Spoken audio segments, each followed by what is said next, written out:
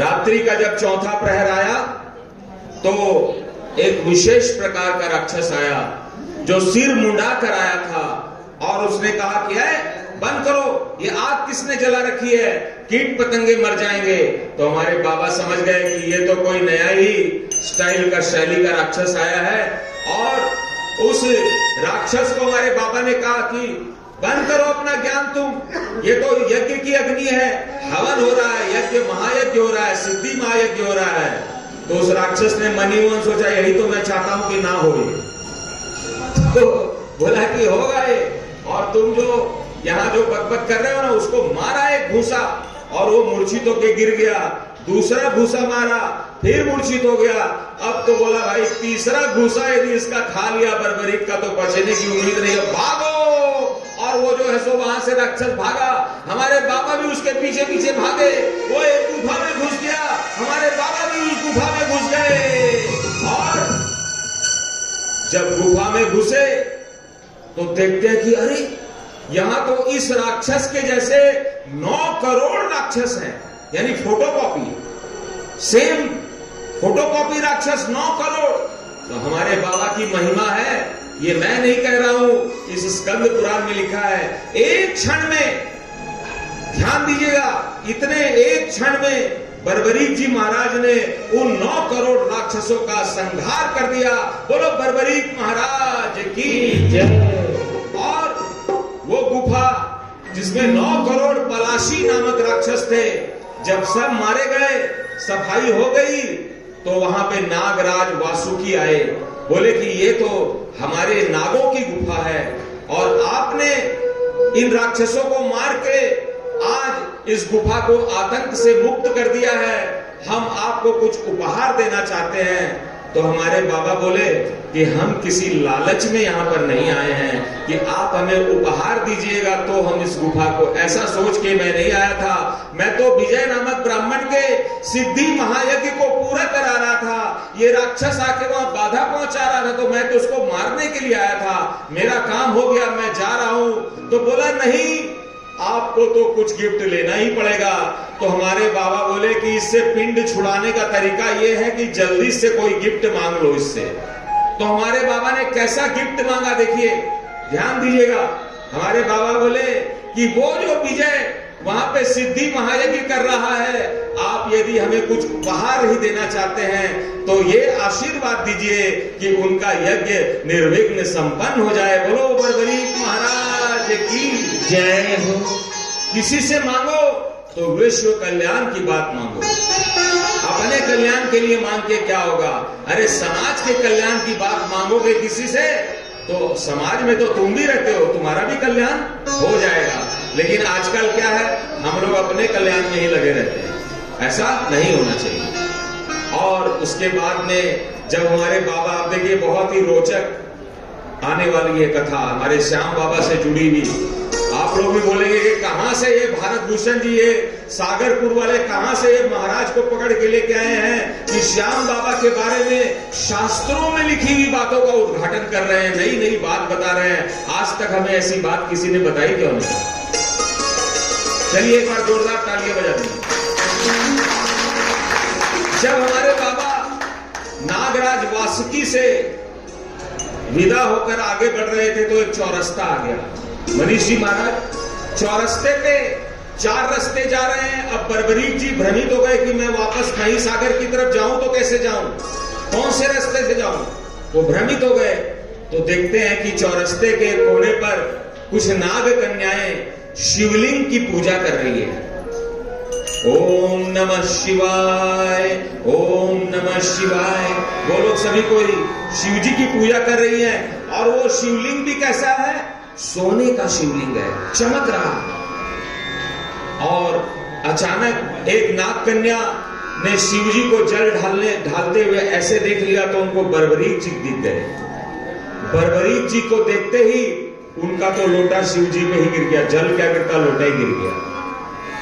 अब जितनी नाग कन्याएं थी बोले अरे तेरा क्या हुआ, तो देखी कि वो कन्या उधर देख रही है तो सब उधर देखने लगी। अब सब कोई शिव जी की पूजा छोड़ दी, बर्बरीक जी को ही देखने लगी, क्योंकि आज तक उन्होंने इतना सुंदर युवक नहीं देखा था। और नागलोक में कौन युवक जाएगा? नागलोक में देखा इतना सुंदर युवक आया है तो वो तो नाग कन्याएं मोहित हो गई हमारे बाबा पे, और सभी कन्याएं हमारे बाबा के पास गई, बर्बरीक जी के पास में, और बोलती है कि हम आपसे विवाह करना चाहते हैं। तो हमारे बाबा ऐसे हैं कि वो चमक दमक के पीछे नहीं भागते हैं।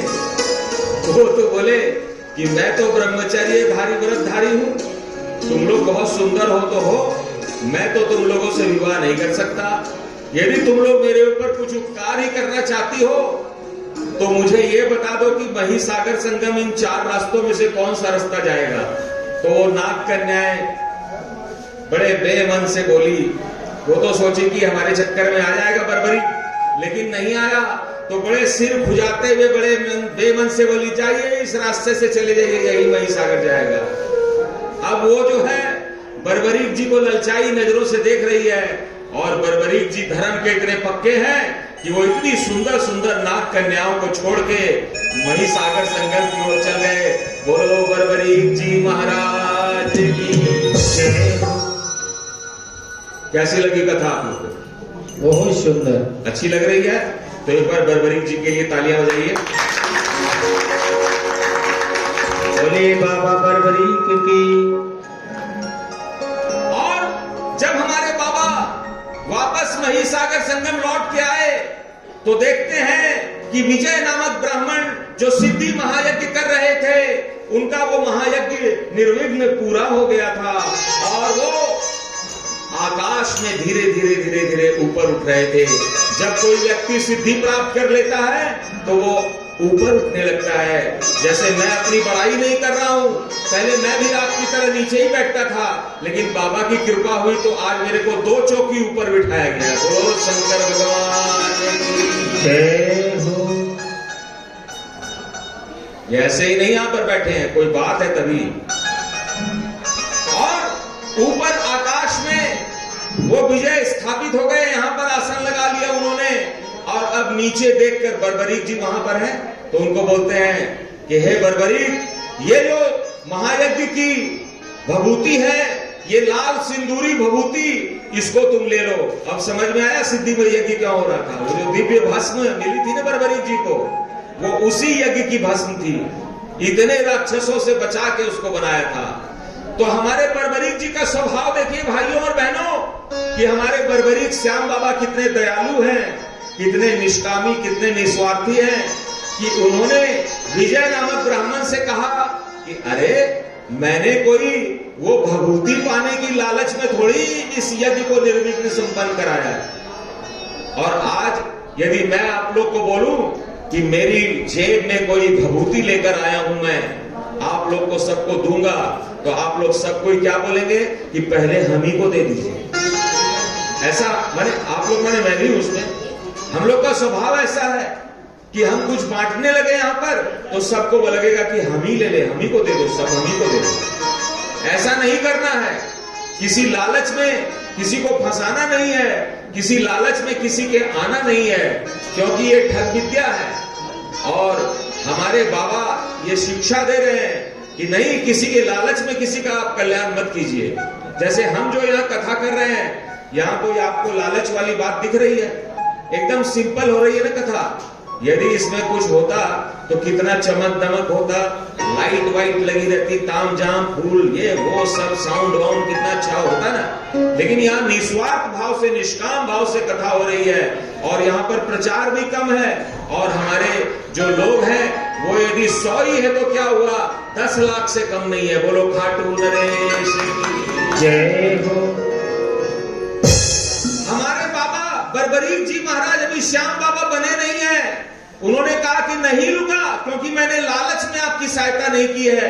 तो जब कोई अच्छा काम करता है तो भगवान कहते हैं ना, ऊपर वाला सब देख रहा है। तो देवतागण आकाश में खड़े होके बर्बरीक और विजय की इस लीला को देख रहे थे। तब जब बर्बरीक महाराज ने बिल्कुल ही लेने से मना कर दिया, तब देवताओं को आकाश से बोलना पड़ गया कि ए बर्बरीक, सब देख रहे हैं हम लोग, ले लो तुम। यदि ये भभूति कौरवों के पास में चली गई तो भगवान कृष्ण जो धर्म की स्थापना करना चाहते हैं वो नहीं हो पाएगा। और जब देवताओं ने गगन से कहा बर्बरीक जी को लेने के लिए, तो बर्बरीक जी ने सकुचा कर माने संकोच करके ले लिया। कैसा संकोच किया था? जब विभीषण जी राम जी के पास में आए और उन्होंने राम जी की प्रभुता को स्वीकार कर लिया, तो राम ने लंकेश कह के विभीषण को तिलक लगा दिया था और बोला कि मैं तो वनवास में आया हुआ हूं, मेरे पास तुम्हारे पास तुम्हें देने के लिए कुछ नहीं है, मेरे पास तो अभी लंका ही मैं जीतने वाला हूं, तो मैं तुमको लंका का राजा ही बना देता हूं अभी। और तिलक बड़े संकोच से भगवान ने विभीषण को लंका का राजा बना दिया था कि मेरे पास अभी पॉकेट में कुछ नहीं है तो मैं तुमको गिफ्ट में क्या दूं।